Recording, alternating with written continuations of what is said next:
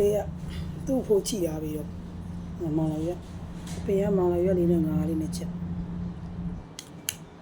ငါပြီးရမရှိဘူးအင်တာကုန်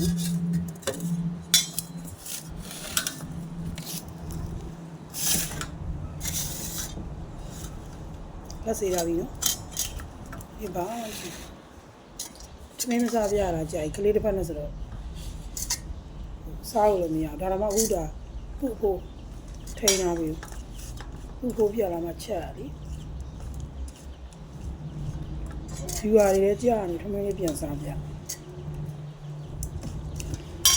စီရအောင်လည်းပွင့်သွားပြီအဲ့ဘီဝါတွေကြာနေ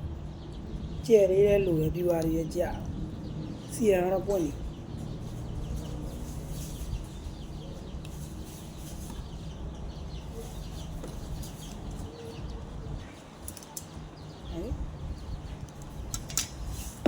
စားကြပါဦးမောင်လေးရဲ့ငါးလေး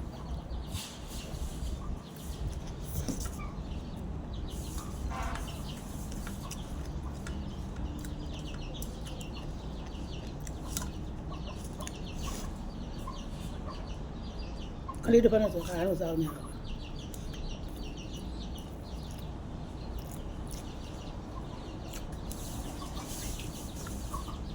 အပြင်ဆိုင်ကလည်းမောင်လေးရဲ့ဆိုစားကောင်းလေ